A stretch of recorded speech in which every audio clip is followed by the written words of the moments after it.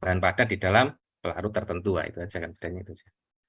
Kemudian kalau laju disolusi intrinsik dipengaruhi oleh apa? Laju disolusi intrinsik. Kalau apa namanya berdasarkan rumus apa itu namanya Noyes ini kan kelarutan itu dipengaruhi oleh berbanding lurus dengan konstanta difusi, kemudian luas permukaan, kemudian selisih kelarutan jenuh dan berbanding lurus dengan kelarutan jenuh kan gitu ya. Nah, kalau laju disolusi kan luas permukaan dibuat tetap, ya kan? Ya berarti sebagian besar di sana dipengaruhi oleh apa? Oleh kelarutannya ya, oleh kelarutannya. Ya. Itu. Kemudian yang ketiga, jelaskan dimaksud kondisi sink. Nah, kemarin sudah kita bahas panjang lebar ya. Kondisi sink itu apa? Kondisi disolusi bahan padat pada jumlah pelarut yang berlebih, ya berlebih atau biasa disebut ya kondisi berlebih berarti dalam kondisi larutan encer. Nah, itu disolusi sink. Kalau ingin lengkap ya ditambahi jumlah pelarutnya biasanya 3 sampai 5 kali dari jumlah larut yang dibutuhkan untuk mencapai kelarutan jenuh. Itu ya, itu aja sebetulnya. Kemudian yang keempat, jelaskan perbedaan alat uji disolusi tipe 1 dan tipe 2. Ya. Tipe 1 tipe apa? Tipe keranjang ya. Keranjang. Tipe 2 tipe dayung gitu aja. Kemudian kalau ingin melengkapi lagi tipe keranjang biasa digunakan untuk untuk uji disolusi bahan-bahan yang mengapung ya. Contohnya bentuk kapsul, nah itu pakai keranjang. Kalau pedal biasa digunakan untuk bahan-bahan yang tidak mengapung, misalnya bentuk tablet, nah itu aja sebetulnya. Itu aja saya rasa.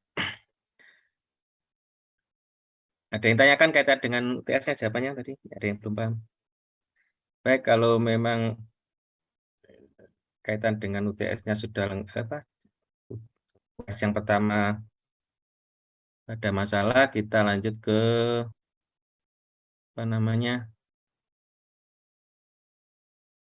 materi kedua. Ya, untuk materi kedua nanti di akhir ada kuis lagi ya, sehingga diperhatikan.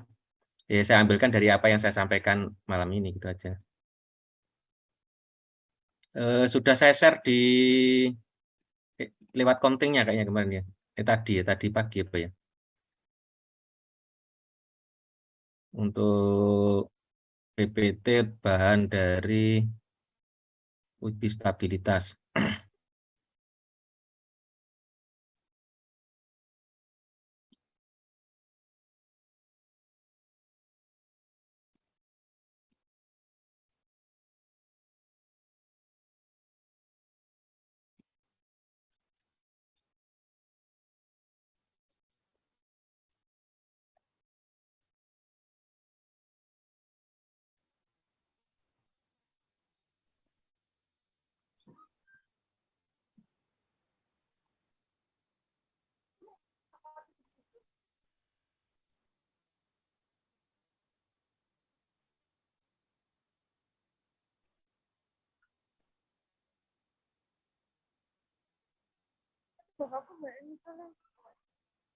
Terlihat yang saya share.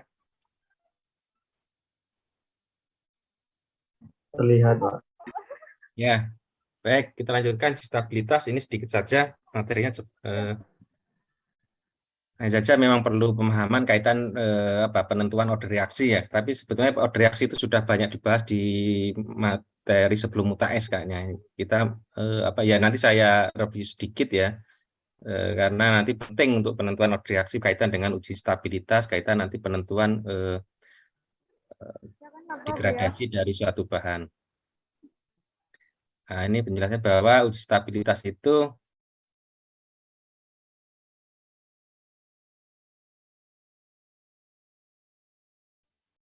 sebentar.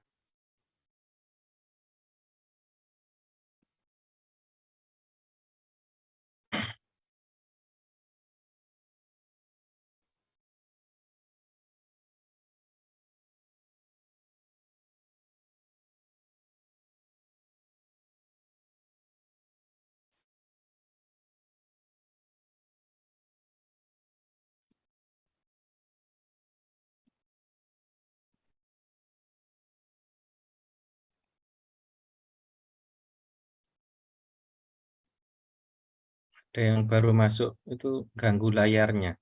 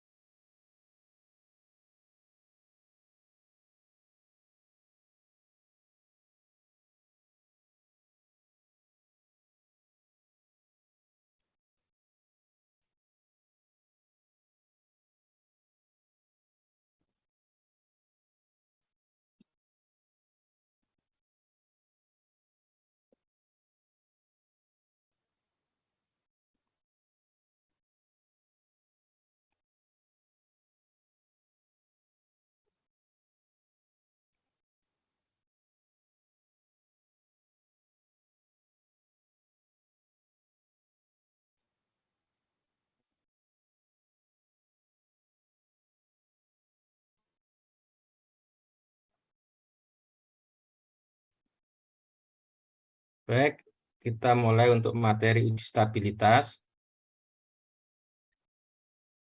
Jadi sediaan obat itu secara organoleptis, ya, fisikokimia, mikrobiologis, itu harus sesuai persyaratan selama sel life. Jadi sesuai persyaratan artinya bahwa di sana ada rentang persyaratan yang harus dipenuhi, ya, selama sel life atau masa edarnya, ya. Masa edarnya itu kalau di akhir masa edar bisa disebut dengan expired date itu, atau masa daluarsanya itu, tanggal daluarsanya berapa. Nah, itu. Karena apa? Karena sediaan obat itu di sana ada kaitan dengan keamanannya, ya. Kemudian ada kaitan dengan khasiatnya, gitu. Nah, itu kalau misalnya dari segi organoleptis, fisikokimia, mikrobiologis, nah itu bisa dihubungkan dengan keamanan, kaitan dengan khasiatnya dalam batas-batas persyaratan yang sudah ditentukan. Kira-kira begitu. Nah, ini kalau sekilas berkaitan dengan perjalanan pengembangan obat, ya, mulai obat ditemukan, ya, ditemukan itu biasa diawali dengan mulai dari apa? Mencari obat itu biasa dimulai dari kaitan dengan kebutuhan klinisnya, ya. Jadi mencari obat itu dimulai dari obat apa yang mau dikaitan dengan penyembuhan penyakit apa, nah, begitu diawali gitu, ya. Makanya targetnya apa gitu. Kemudian di screening senyawa kimia, ya, kemudian di sana akan ditemukan leads-nya, obat yang memang itu secara in vitro punya aktivitas gitu. Nah, kemudian dilanjutkan apabila itu memang secara in vitro berkhasiat, punya aktivitas secara farmakologis tertentu yang mau dituju. Nah, itu kemudian dilakukan pengujian klinis, ya, dilanjutkan ke klinis gitu, ya. Sebelum klinis ada preklinis dulu, ya, pada hewan gitu kan, coba. Kemudian kalau memang itu memang punya aktivitas, ya, in vitro, kemudian klinis pada hewan, kemudian klinis pada manusia. Klinis juga nanti ada fase-fase. Nah, kemudian kalau pada saat secara klinis berkhasiat, punya aktivitas, diketahui aman, nah itu baru kemudian dilakukan formulasi, ya, karena semua bahan aktif itu kan harus diformulasi dalam bentuk sediaan pada saat diberi pemberian, ya, saat digunakan. Nah, di sana sudah ada pengujian stabilitas, ya, drug stability-nya diuji. Kemudian pada saat obat itu sudah misalnya diedarkan, ya, nah itu sebelum diedarkan, nah itu juga ada pengujian kaitan dengan obat itu di dalam bentuk sediaannya. Nah, jadi gitu. Jadi pengujian stabilitas itu pada saat masih pengembangan ya. Nah, kemudian pada saat sudah diedarkan itu sana juga ada persyaratan dilakukan pengujian stabilitas. Nah, uji stabilitas itu makanya bisa dilakukan pada bahan aktifnya ya. Jadi yang pada saat belum diformulasi itu bahan aktif. Nah, itu kaitan dengan kegunaan apa? Ya ditujukan untuk kondisi penyimpanannya bahan aktif itu gitu ya. Kemudian nanti formulasinya seperti apa ya. Kalau misalnya stabilitas enggak stabil pada kondisi suhu tertentu, misalnya suhu di atas 50 ya nanti pada formulasi tidak akan menggunakan suhu di atas 50 ya. Kondisi penyimpanan kalau dia stabilnya pada suhu dingin ya penyimpanannya nanti pada lemari pendingin misalnya begitu ya. Kemudian kemasan yang digunakan untuk bahan aktif itu ya. Bahan aktif kalau nggak stabil terhadap misalnya rentan sangat higroskopis, rentan terhadap oksidasi, ya tentu akan dikemas menggunakan pengemas yang dapat melindungi dari kondisi tersebut. Nah, itu. Jadi uji stabilitas dilakukan juga pada bahan aktif untuk keperluan-keperluan tadi itu. Kemudian juga dilakukan pada apa? Pada sediaan obat. Ya, sediaan obat itu berarti yang sudah diformulasi ya. Formulasi menjadi bentuk sediaan tertentu dengan di sana ada penambahan-penambahan eksipien yang diperlukan. Nah, ditujukan untuk apa? Nah, ditujukan untuk pengujian stabilitas itu untuk antara lain untuk perkiraan expired date itu atau daluarsa. Kemudian berkaitan juga dengan kondisi penyimpanan dari sediaannya itu. Nah, jadi stabilitas itu bisa dilakukan pada bahan aktif, juga bisa dilakukan pada persediaan obat dengan tujuan atau kepentingan-kepentingan yang seperti tersebut. Nah, secara umum tujuan uji stabilitas ini menjamin kualitas, keamanan dan kemanjuran dari sediaan obat. Nah, selama shelf life itu, selama masa edar itu ya, selama masa edar sampai waktu kedaluarsa atau expired date-nya itu ya. Itu tujuan dari uji stabilitas. Nah, kalau pada prakteknya uji stabilitas itu nanti banyak yang harus ditentukan terlebih dahulu ya, makanya disebut desain uji stabilitas.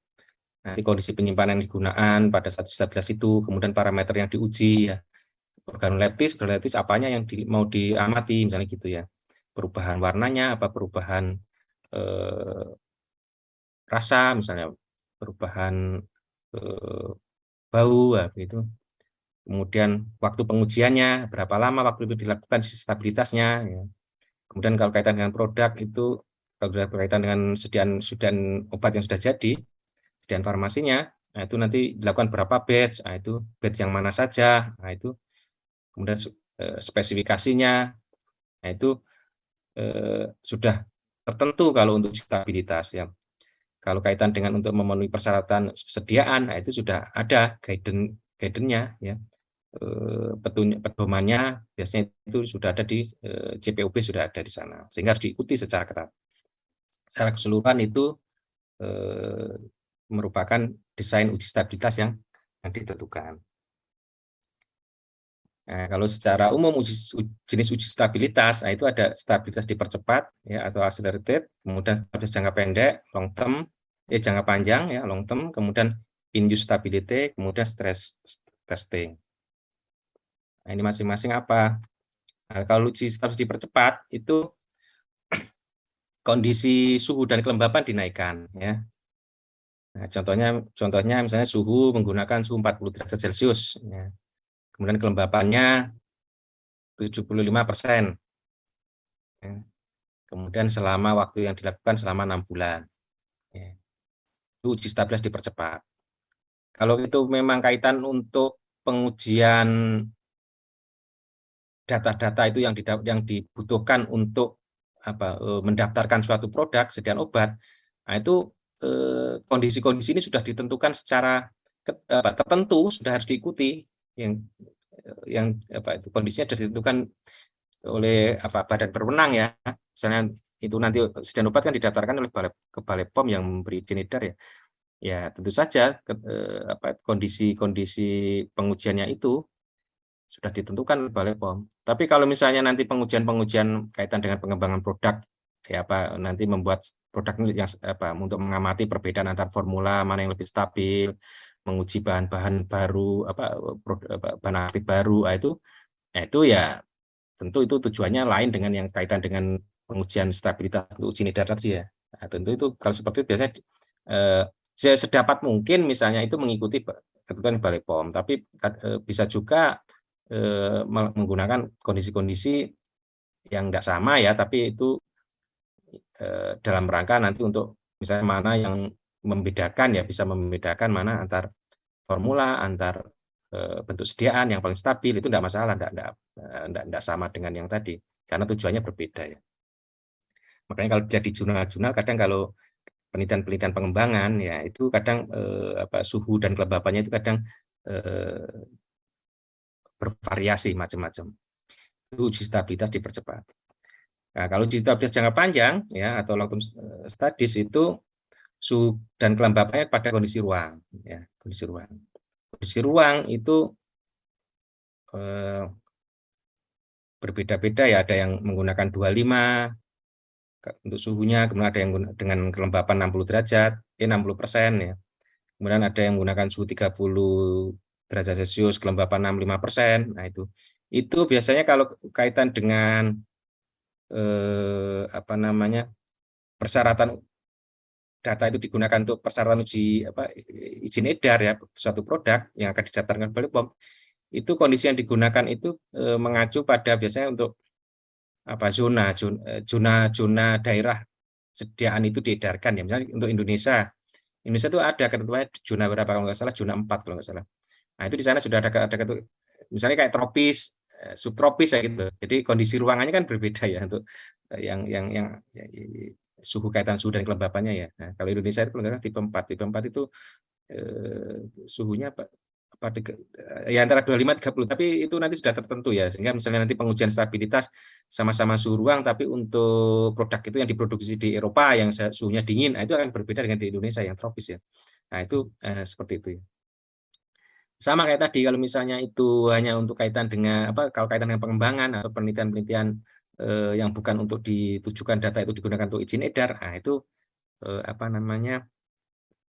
tentu kondisi kelembapan dan suhunya itu ya peneliti yang menentukan ya, bisa bervariasi ya itu uji stabilitas jangka panjang. Jadi ini dilakukan karena kondisi ruang biasanya lebih panjang waktunya, kadang sampai setahun. Kalau kaitan dengan keperluan itu tadi uji edar itu waktunya lebih panjang ya, minimal 1 tahun gitu. Kalau yang uji dipercepat tadi kan minimal 6 bulan gitu ya. Itu kalau kaitan data itu diperlukan untuk memenuhi persyaratan izin edar suatu produk ya. Tapi kalau itu dilakukan untuk penelitian pengembangan ya, misalnya skripsi, penelitian-penelitian awal yang peneliti ini membandingkan bahan aktif mana yang lebih stabil, formulasi yang itu tidak ditujukan untuk persyaratan pendaftaran, nah itu bervariasi, kadang hanya dilakukan 6 bulan ya, kadang hanya dilakukan nggak sampai 12 bulan, itu bisa juga ya. Kemudian kalau induce stability itu biasanya kalau dikaitkan dengan biasanya pengguna persyaratan kaitan izin edar suatu produk ya, itu dilakukan pada produk-produk yang itu produk-produk yang multiple dose. Jadi produk-produk yang tidak sekali pakai di dalam kemasannya. Ya misalnya sirup yang isinya itu berapa, misalnya 60 mili atau 120 mili, ya itu kan penggunaannya kan tidak langsung dipakai sekaligus kan, yang dipakai 1 sendok, 2 sendok, sisanya itu stabil setelah dibuka itu sampai berapa lama, nah gitu ya. Ya, sehingga itu pengujian sama itu biasanya disebut induced stability. Jadi stabilitas pada saat sediaan itu digunakan ya. Kadang kan ada misalnya sirup obat batuk, sirup-sirup yang sifatnya itu untuk penghilang gejala ya, obat-obat simptom ya, turun panas ya, paracetamol itu kan minumnya kalau panas pakai, kalau sudah enggak, gejala panas sudah hilang kan ya dihentikan ya, sehingga sirup itu kan ada sisanya. Setelah dibuka itu berapa lama masih bisa digunakan ya, disimpan itu ya kan. Itu kan sudah enggak melihat ke waktu expired-nya kan. Tapi kan karena sudah dibuka, nah itu maka itu data-data stabil seperti itu biasanya dimaksud induced stability itu seperti itu. Kemudian kalau stress testing itu pengujian stabilitas ya, biasanya kaitan dengan produk-produk ini ya data-data kaitan untuk tadi untuk mendapatkan izin edar ya, itu dilakukan ini juga. Itu stress testing itu pengujian stabilitas pada kondisi ekstrim. Ya, contohnya dengan metode freestyle testing. Freestyle testing itu kondisi ekstrim, jadi dipanaskan pada suhu tinggi, kemudian didinginkan, panaskan lagi, didinginkan. Nah itu, kemudian dilihat setelah dilakukan pemaparan seperti itu, dilihat nanti apa kondisi stabilitas yang mau diuji, ya, bagaimana kadarnya, berubah apa enggak, kaitan dengan organoleptisnya bagaimana, gitu tuh. Itu untuk stress testing seperti itu yang dilakukan. Kemudian atau untuk bahan-bahan yang itu memang secara kimia rentan terhadap paparan cahaya, nah itu dilakukan photostability testing, ya, pengujian stabilitas terhadap cahaya, ya. Jadi dikenakan cahaya yang memang itu dengan banyak lubang tertentu, ya, yang memang itu bisa memang merusak bahan itu, kemudian berapa lama dia bisa tetap untuk melihat stabilitasnya. Nah itu antara freestyle testing dan photostability testing itu merupakan metode yang biasa dilakukan pada pengujian stabilitas metode stress testing. Itu untuk pengujian pengantar stabilitas, ya. Nah ini adalah climatic chamber. Climatic chamber itu peralatan yang bisa digunakan untuk stabilitas, ya. Di sini bisa diatur untuk climatic chamber itu nanti bisa diatur suhu dan kelembapan yang di-set, ya, bisa di-set ke suhu dan kelembapannya. Namanya climatic chamber. Jadi kalau di stabilitas yang tadi memerlukan pengkondisian suhu berapa tertentu dan kelembapan tertentu, itu menggunakan alat seperti ini, namanya climatic chamber. Nah, baik, kemudian kita lanjut ke order reaksi, ya. Yang tadi sudah saya sampaikan bahwa ini sebetulnya kinetika reaksi itu sudah lebih detail di sana, tapi ini kaitan dengan uji stabilitas, ya. Pada saat menguji stabilitas, kemudian digunakan untuk menentukan cell life-nya, ya, masa edar itu, ya. Nah, itu tentu harus bisa mengetahui dulu bahwa bahan aktif yang ada di bahan obatnya yang ada di sediaan itu, atau bahan aktif kalau memang itu bahan aktif yang belum diformulasi, ya, bahan obatnya itu peruraiannya itu mengikuti order reaksi berapa, gitu, ya. Harus itu dulu. Karena apa? Karena untuk menghitung nanti jumlah yang bahan aktif yang masih ada, nah itu kan harus diketahui dulu kecepatan reaksinya, kan, gitu, ya, atau laju reaksinya, ya, sehingga dengan diketahui itu kemudian bisa rumus yang dari reaksi tersebut digunakan untuk menghitung jumlah yang tersisa terhadap waktu, ya, fungsi waktu, kan, gitu, ya. Kalau reaksinya tidak ketahui, kan hitungnya kan bagaimana, kan, ya, menggunakan rumus yang kode reaksi berapa, kan, gitu, ya, gitu. Sehingga untuk pengujian stabilitas dalam rangka untuk mengetahui masa edar itu, ya, atau cell life-nya itu, nah itu yang harus ketahui terlebih dahulu ada order reaksi dari peruraian bahan aktif yang ada di dalam bahan yang mau diuji itu. Nah, kita secara cepat saja, ya, karena sudah ini sifatnya mengulang. Nah, jadi order reaksi itu adalah menunjukkan bagaimana konsentrasi reaksi, ya, atau obatnya itu mempengaruhi laju suatu reaksi kimia.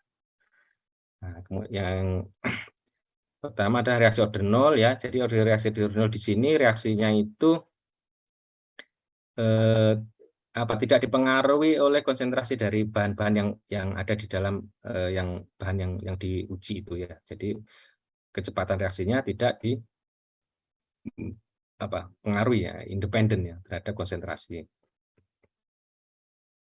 Jadi kecepatan atau laju reaksi lebih tepat disebut laju reaksinya. Laju reaksi adalah konstan, ya. Artinya ketika bahan yang berpengaruh terhadap laju itu habis, ya, sudah bereaksi semua, ya, reaksinya akan berhenti, gitu saja. Nah, ini rumus-rumusnya, ya. Jadi seperti ini. Jadi misalnya A itu adalah bahan yang akan bereaksi, ya, kemudian reaksi menghasilkan produk, sehingga itu kecepatan laju reaksinya, laju peruraiannya, nah itu ya jumlah ya dA per dt ya. Jadi fungsi jumlah terhadap waktu, nah itu tetap konstan ya. Nah, kemudian ada notasi minus itu biasanya kan jumlahnya berkurang terhadap fungsi waktu ya, makanya dikasih notasi min gitu. Nah, sehingga kalau diintegrasikan, nah, sehingga akan didapatkan seperti ini persamaannya ya. Sehingga kalau misalnya dibuat suatu plotting gitu ya, pada T0 konsentrasi A adalah A0 ya, sehingga diintegrasikan akan seperti ini, sehingga kalau diplotting kan konsentrasi A ya, konsentrasi pada waktu tertentu ya terhadap T, nah itu akan didapatkan suatu garis regresi linier ya dengan kemiringan atau slope K ini. Nah, minus menunjukkan biaya kemiringannya itu akan turun gitu ya, miring ke bawah gitu ya, ke classroom. Nanti interceptnya ya adalah A0 ini. Konsentrasi awal, intercept pada apa? Regresi linier pada sumbu Y, yaitu kan intercept ya namanya. Nah, itu adalah A0 itu. Nah, berikutnya reaksi order 1 ya, pada reaksi order 1 itu laju reaksinya itu proporsional terhadap konsentrasi reaktan satu reaktan ya. Satu reaktan hanya dipengaruhi oleh konsentrasi salah satu reaktan, salah satu bahan gitu ya, kalau memang di sana ada lebih dari satu bahan. Nah, seperti tadi ya. Nah, di sana laju konsentrasi pada rentang waktu tertentu itu ya, itu akan dipengaruhi oleh salah satu konsentrasi reaktan itu. Ini persamaannya, kemudian kalau diintegrasikan ya dapatkan seperti ini, sehingga pada waktu T0 A sama dengan A0 ya. Kalau T-nya 0 ya A sama dengan A0 gitu. A0 adalah konsentrasi awal dari A. Sehingga kalau disubstitusikan dalam persamaan 3 ini, kalau A sama dengan A0, nah itu kan ada seperti ini ya. Nah, sehingga persamaan akhirnya itu ya. Kemudian kalau disubstitusikan ya, persamaan akhirnya seperti ini. Jadi untuk order 1 itu. Jadi ln A ya konsentrasi pada waktu T pada waktu tertentu terhadap konsentrasi awalnya itu sama dengan min K T ya. Nah, sehingga plotting ln A atau ln A per A0 ya, ln A atau A per A0 terhadap waktu nah, itu akan memberikan garis lurus terhadap dengan garis lurus dengan slope K. Nah, itu. Jadi yang penting adalah ini persamaannya kalau untuk perhitungan-perhitungan. Nah, kalau persamanan dapat juga ditulis ya, kalau disusun ulang bisa seperti ini ya. Sehingga konsentrasi A akan menurun secara eksponensial, menurunnya secara eksponensial sebagai fungsi dari waktu. Sehingga konsentrasi kecepatan K dapat ditentukan dari waktu paruh atau T setengah. Sehingga waktu paruh adalah waktu pada saat konsentrasi A0 berkurang menjadi separuhnya ya, atau A0 per 2. Nah, sehingga kalau disubstitusikan, nah itu bisa dihitung nilai T setengahnya. Nah, ini K sama dengan 0,693 per T setengah, atau T setengah sama dengan ya 0,693 per K gitu aja. Jadi untuk order 1 itu seperti itu. Kemudian, nah kalau reaksi order 2, di situ laju reaksinya itu secara proporsional dipengaruhi oleh konsentrasi reaktan kuadrat ya, kuadrat. Atau dipengaruhi oleh konsentrasi dua produk, kalau produk dua produk ya dalam hasil reaksi itu, apabila itu hasil reaksinya itu dua macam ya. Nah, seperti ini kayak tadi. Jadi A plus B hasilnya produk. Jadi yang dipengaruhi oleh konsentrasi dua reaktan. Kalau reaktannya itu satu macam ya berarti A kuadrat kan gitu ya, kayak ini. Nah, ini A kuadrat ini. Nah, kalau disusun ulang seperti ini, terus seperti ini ya, sehingga akan didapatkan persamaan seperti ini ya, bahwa plotting seper A terhadap T, nah itu akan menghasilkan garis lurus ya, kemudian dengan slope-nya K ya, K tapi positif di sini, dan intercept-nya min seper A0. Nah, kalau secara keseluruhan, kalau diringkes begitu, antara order 0, order 1, order 2, itu seperti ini ya. Jadi untuk mendapatkan regresi linearnya untuk order 0, konsentrasi terhadap T. Kalau order 1, ln A terhadap T. Order 2, itu seper A terhadap T. Ya. Kemudian untuk apa itu persamaan integrasi dan waktu paruhnya, ini waktu paruhnya ini penting juga waktu paruh nanti untuk menentukan order reaksi dengan metode waktu paruh itu. Kalau order 0, T setengahnya A0 per 2K. Ya. Kalau order 1, ini T setengahnya sama dengan 0,693 per K. Kalau order 2, ini yang bawah ini. Nah, slope-nya order 0 itu min K, order 1 juga min K. Nah, kalau order 2K, nah berarti kalau min itu kan kurvanya itu kan turun ke bawah gini ya min. Kalau plot positif ya semakin naik ya, dengan fungsi waktu akan semakin besar konsentrasi yang didapatkan pada sumbu Y, nilai sumbu Y-nya. Ini ringkasannya ya. Kalau yang penting ini bisa plotting linearnya ya, plot linearnya antara sumbu X sumbu Y-nya itu kalau order 0, order 1, order 2 itu bedanya ini ya. Nah, itu. Jadi itu kayak mereview sedikit tentang order reaksi ya. Ini yang penting ini ya. Akhirnya itu yang mungkin perlu diperhatikan. Oh, kalau order 0 itu membuat plotting linearnya variabel sumbu X sumbu Y-nya apa itu ya. Nah, kemudian menentukan order dan konstanta kecepatan reaksi. Nah, ini tadi yang sudah saya bilang di depan tadi ya, bahwa untuk menentukan suatu stabilitas suatu obat atau produk obat untuk menentukan masa edarnya atau sell life-nya, nah, itu harus tahu dulu order reaksinya mengikuti order reaksi berapa, sehingga nanti waktu ngitung menggunakan reaksi per rumus order itu kan gitu ya. Itu aja. Sekarang cara menentukan order reaksinya bagaimana? Ya, tadi dari perbedaan macam-macam order reaksi tadi ya, ketentuan yang ada di situ. Nah itu antara lain dapat dilakukan dengan metode data plotting ya, yang kemudian yang kedua dengan metode waktu paruh atau whole life ya. Whole life. Kalau yang pertama metode data plotting. Nah, metode data plotting itu dibuat plotting data hasil eksperimen ya, data hasil penelitian ya. Misalnya vitamin C atau obat apalah begitu ya. Nah, itu pada saat ini mengikuti order reaksi berapa sih? Nah, itu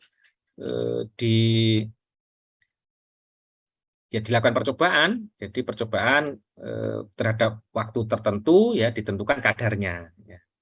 Nah, dari waktu tertentu itu tadi masing-masing kadar yang didapatkan. Nah, itu kan berarti nanti waktu yang didapatkan ya fungsi waktu kadarnya masing-masing berapa kan gitu. Itu data eksperimennya kan seperti itu. Nah, kemudian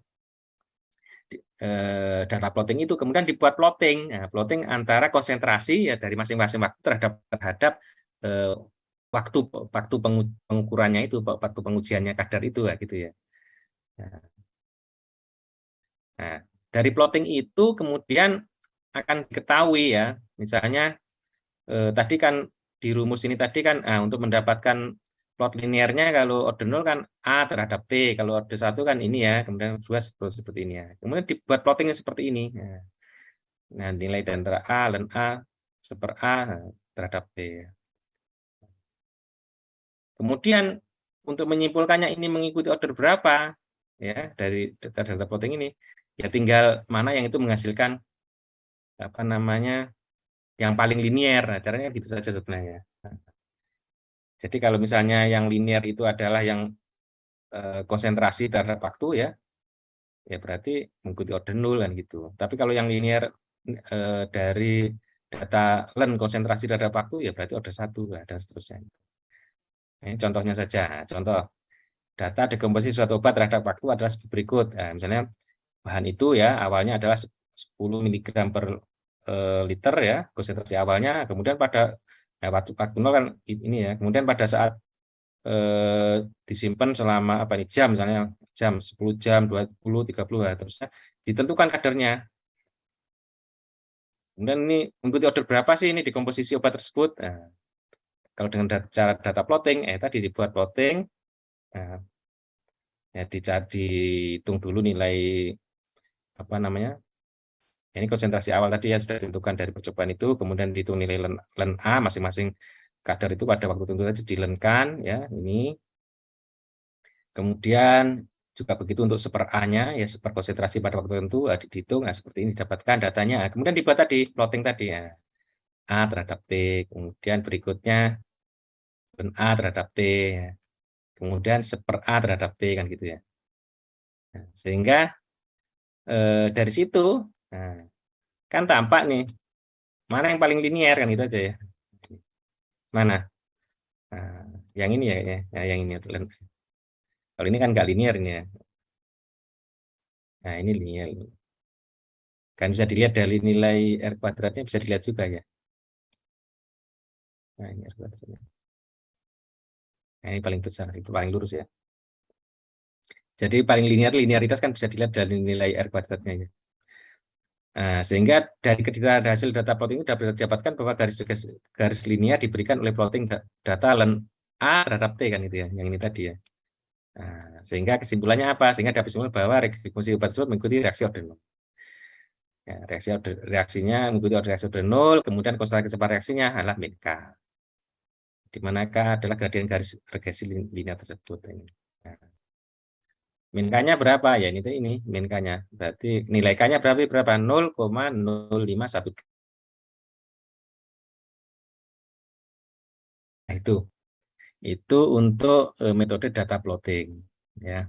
Yang kedua metode waktu paruh ya. Dilakukan dengan cara membuat plotting data ya. Jadi kalau waktu paruh itu langsung dibuat plotting data A terhadap ini konsentrasi terhadap waktu ya. Jadi sama kalau konsentrasi terhadap waktu kan ini seperti ini tadi ya. Nah, seperti ini langsung seperti ini. Nah, kemudian dari plotting itu kemudian ditentukan waktu beberapa nilai T setengah. Ya. Nilai T setengah itu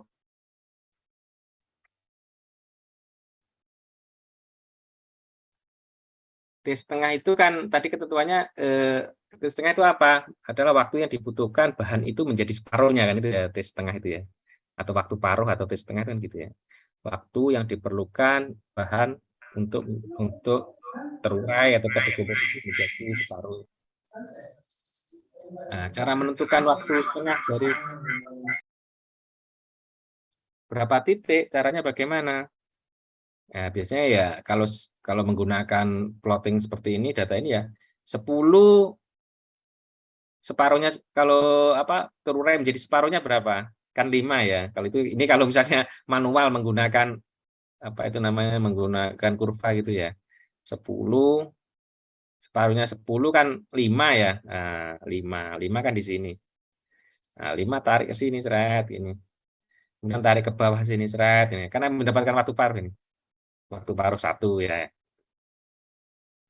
Kemudian untuk mendapatkan kan beberapa caranya kan menentukan waktu paruh dari beberapa titik ya. Kemudian kalau waktu paruh dari 8, nah 8 itu kan kalau tinggal separuhnya berarti kan 4 ya. Nah, berarti tarik saja 8 ke sini seret, sehingga T-nya akan ketemu di sini. 8 separuhnya 4, seret ini. Nah, sehingga waktu dari 8 menjadi 4 berapa? Ya dari nilai 4 ini T-nya dikurangi pada saat 8 itu berapa kan gitu ya. Jadi waktu paruhnya kan ini titik ke sini kan. Kemudian titik yang ketiga ya minimal 3 lah biasanya karena untuk melihat itu linearitas kan minimal 3 ya. Berapa? Misalnya 6, dari 6 ya tarik ke sini seret ini. T-nya berapa? Kemudian 6 separuhnya kan berapa? 3. Nah, 3 tarik ke sini seret. Nah, waktu bahkan dapat waktu sini. Waktu paruhnya ya yang sini, titik yang T di sini dikurangi yang titik yang 6 tadi ya. Nah, itu waktu paruh ketiga. Jadi caranya begitu. Jadi waktu apa namanya? Metode waktu paruh itu adalah dilakukan dengan cara membuat plotting data konsentrasi terhadap waktu ya, kemudian dipilih berapa titik konsentrasi untuk ditentukan nilai T setengahnya ya minimal 3 lah gitu. Kemudian dari hasil penentuan T setengah dihitung nilai K. Nah, untuk menentukan nilai T setengah tadi untuk menentukan nilai T setengahnya ya kan diadakan persamaannya kan ini ya order 0 yang ini tadi. Ya. Ini kan masing-masing persamaan itu kan kalau order 0 lah T setengahnya persamanya ini order 1 ini ya, ini kan. Nah, kemudian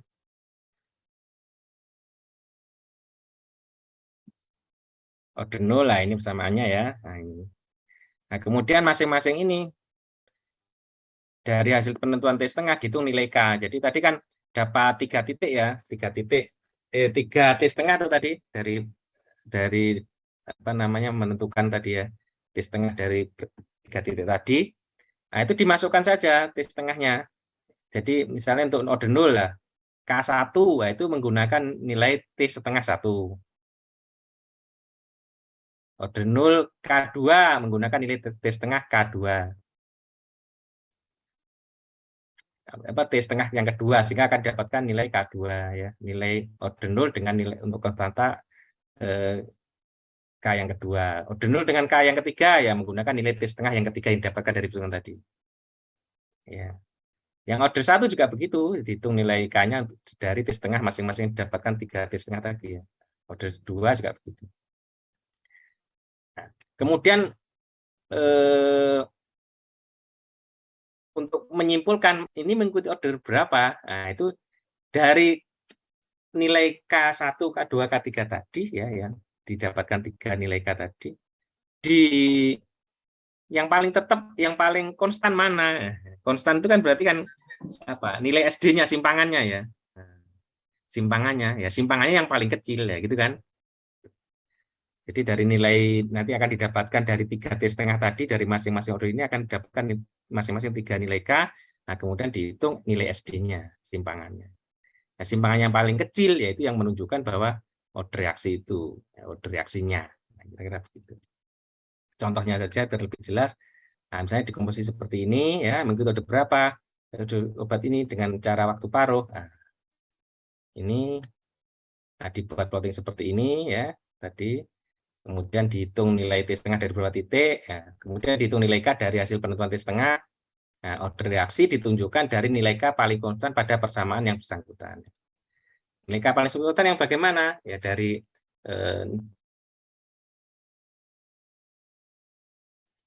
T setengah yang didapatkan itu dihitung masing-masing nilai K-nya ya dari masing-masing order, kemudian dihitung nilai SD-nya dari K yang didapatkan untuk masing-masing order. Yang paling konstan berarti apa? Yang paling kecil simpangannya gitu ya. Itu untuk penentuan order reaksi dengan waktu paruh ya. Ya sebenarnya kalau yang di kinetika reaksi lebih detail mestinya di sana ya. Ini mengulang saja karena ada sangkut pautnya dengan penentuan waktu paruh. Nah, pada saat penentuan waktu sell life-nya ya atau waktu daluarsa atau waktu edar gitu ya. Nah, masuk ke sini sedikit lagi bahwa sell life itu adalah jadi stabilitas dari suatu sediaan ya atau formulasi ya itu dapat dapat ditentukan dari waktu paruhnya ya. Kalau waktu paruhnya pendek berarti ya dia enggak relatif waktu hidupnya enggak panjang, waktu sel life itu waktu edarnya ya, waktu bisa digunakannya ya. Itu misalnya pendek ya berarti bahan itu enggak stabil kan gitu aja ya. Tapi kalau waktu edarnya, waktu penggunaannya ya, waktu hidupnya ya, waktu bisa digunakan itu panjang berarti dia stabil ya gitu aja. Secara umum ya, ini secara umum ketentuan bahwa sel life itu ya waktu yang diperlukan untuk berkurang konsentrasinya itu tinggal 90% ya. Artinya berapa? Artinya bagaimana?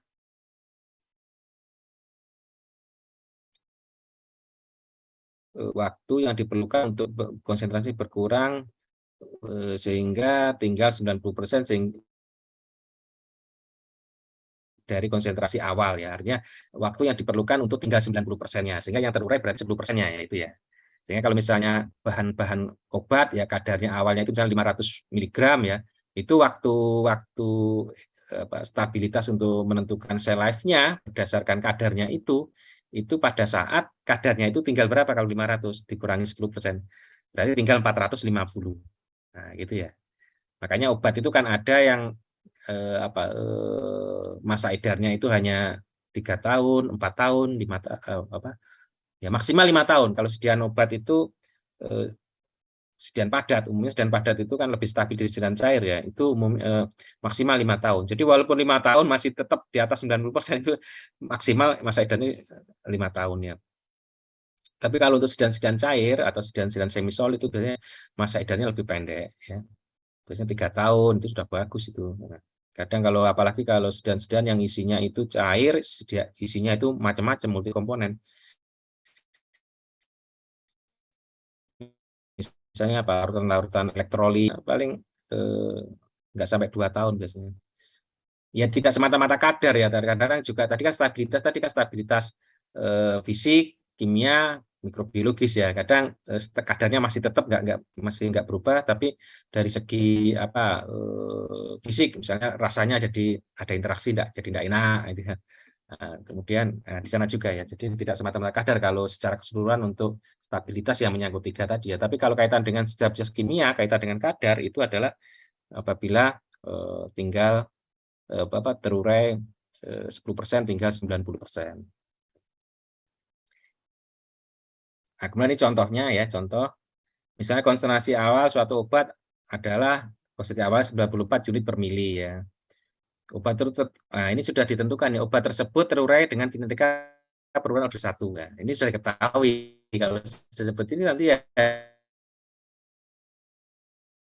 tinggal menggunakan rumusan satu.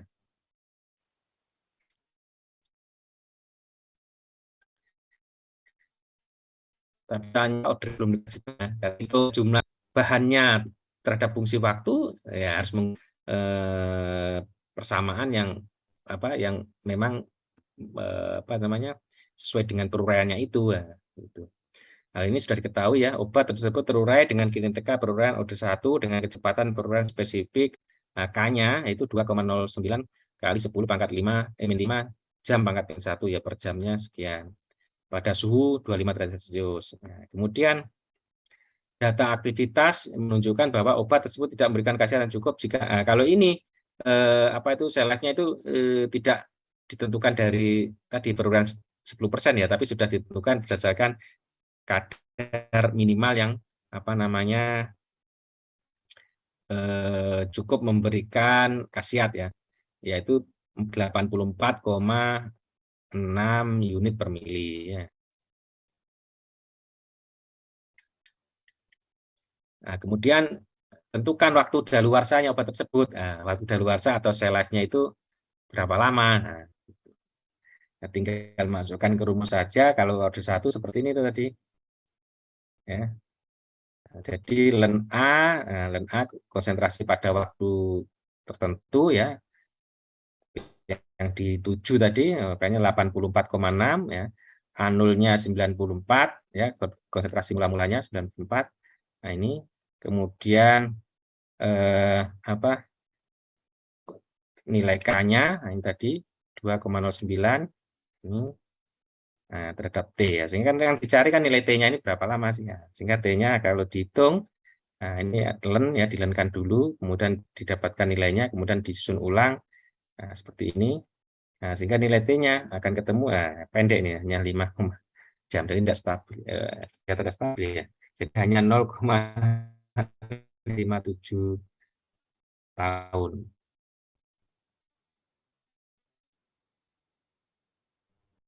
Itu kaitan dengan uji stabilitas dan penentuan shelf life atau masa edar ya. Ada yang tanyakan?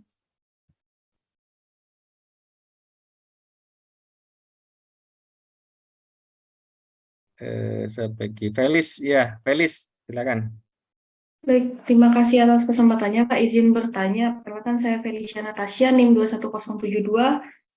Izin bertanya mengenai kadaluarsa yang tercantum pada obat, Pak. Jadi saya pernah mendengar kalau misalkan waktu kadaluarsanya yang di obat itu tidak sesuai dengan waktu kadaluarsa aslinya gitu, Pak. Lebih cepat lebih cepat waktu yang tertera pada obat itu. Apakah itu benar ya, Pak? Ya, baik, terima kasih, Felis. Jadi, eh, tadi ketentuan untuk stabilitas masa edar itu kalau kaitan dengan produk yang mau untuk memenuhi persyaratan yang diedarkan, itu sebetulnya kan sudah ada ketentuan ya, ketentuan kaitan dengan apa metodenya ya, cara pengujiannya tadi ya gitu ya.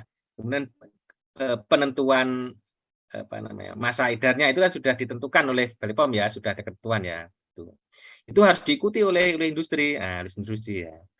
Namun demikian, industri itu produsen obat itu diberi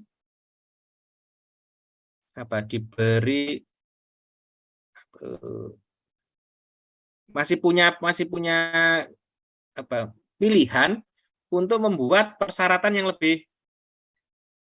nggak sesuai dengan tadi BPOM, tapi lebih ketat gitu loh. Lebih ketat. Misalnya untuk apa? Sehingga lebih menjamin gitu loh. Ya. Misalnya begini, contoh yang paling lebih gampang ya, misalnya apa kekerasan tablet ya itu nggak diatur. Kalau itu nggak diatur ya nggak diatur. Nah, kalau yang diatur itu misalnya syarat apa ya? Syarat pH, misalnya syarat pH larutan ya.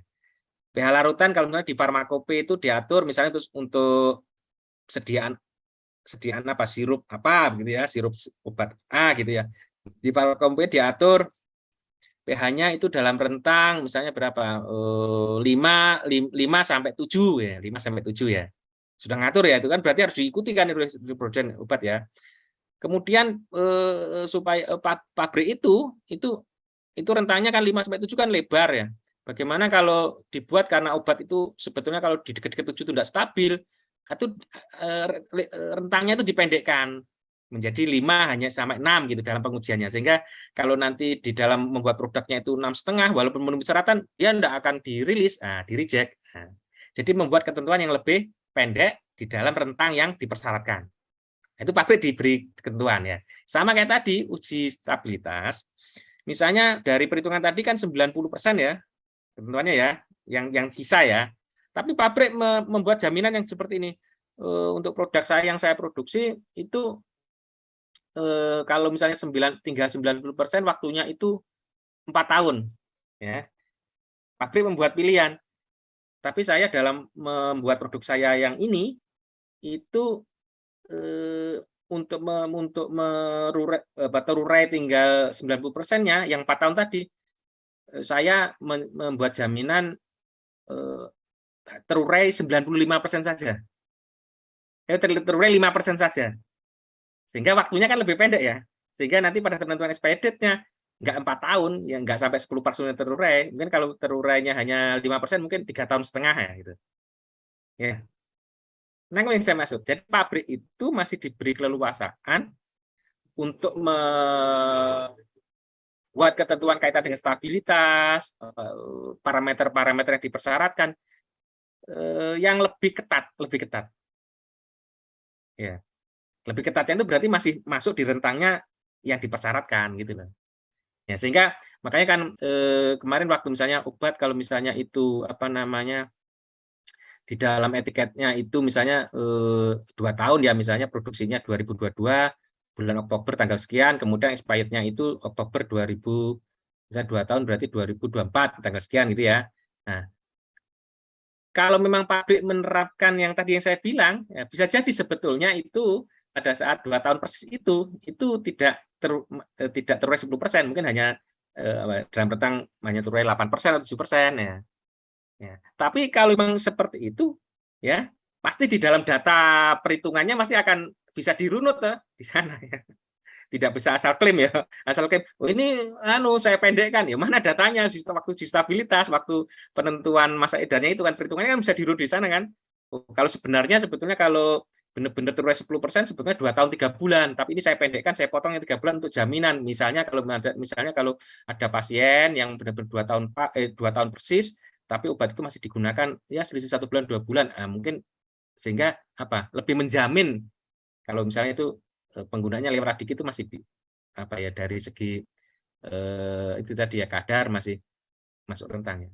Nangkep yang saya maksud, Kalis ya? Ya, sudah menangkap, Pak. Terima kasih, Nah, Pak. ya kira-kira seperti itu ya. Tapi untuk tiap produk, tiap pabrik nggak akan sama itu kebijakan itu sebetulnya ya. Apakah 3 bulan, 6 bulan ya. Gitu ya. Ya, baik, itu ada lagi yang mungkin tanyakan kaitan dengan tadi.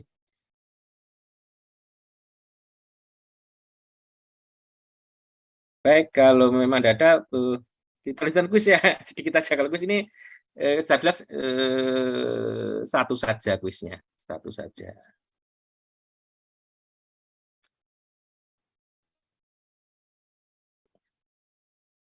Kayak tadi, jadi kayak tadi dilihat di kolom chat, nanti saya tulis soalnya, kemudian langsung dijawab dalam waktu yang sudah ditentukan. Terus kayak tadi ya, yang ada yang memang ada yang tadi kendala jejak, kalau memang itu gejala perangkat, ya, masalah perangkat, ini masih ada yang join ini, coba bikin nada ini. Jadi ini baru join juga nadanya.